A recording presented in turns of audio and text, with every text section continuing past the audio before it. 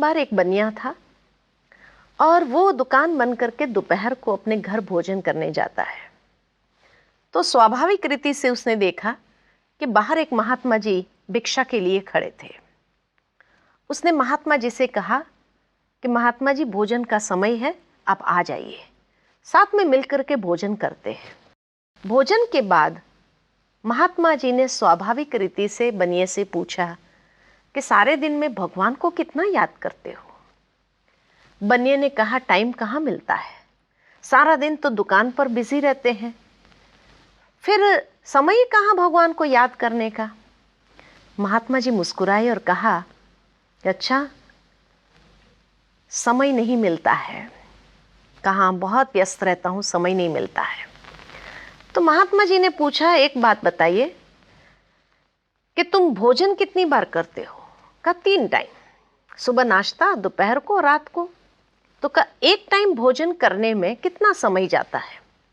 कहा आधा घंटा तो कम से कम जाता ही है। तो महात्मा जी ने विधि बताई, ऐसा करे कि एक दिन अगर एक टाइम भोजन न करे, चल सकता है, आधा घंटा बच जाएगा, और उस आधा घंटे में तुम ईश्वर को याद करो। कलयुग के अंदर अगर हफ्ते में एक दिन भी आधा घंटा ईश्वर को याद किया तो पुण्य तो जमा होगा। बनिया ने सोचकर कहा, इतना तो जरूर मैं कर सकता हूं कि एक दिन एक टाइम भोजन नहीं करूंगा, आधा घंटा ईश्वर को याद करूंगा। महात्मा जी ने कहा, अगर हो सकता है 2 टाइम भोजन के बिना चल सकता है तो 1 घंटा मिल जाएगा। 1 घंटा भी अगर तूने भगवान को याद किया इस कलयुग के अंदर तो भी बहुत पुण्य मिल जाएगा।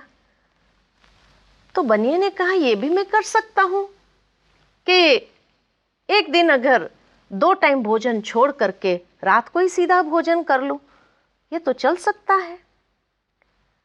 और फिर महात्मा जी ने कहा कि अगर ऐसा हफ्ते में अगर 2 बार कर सकते हो तो और भी अच्छा होगा।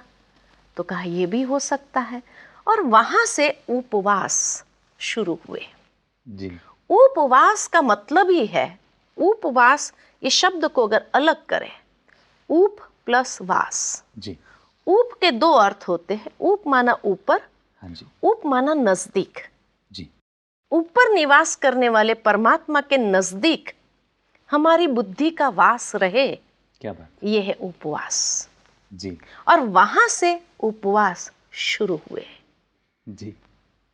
कहने का भावार्थ, चाहे पूजा पाठ, व्रत, उपवास, ये सब के पीछे भाव यही है कि हम मन को परमात्मा में एकाग्र करें, परमात्मा को याद करें। जी।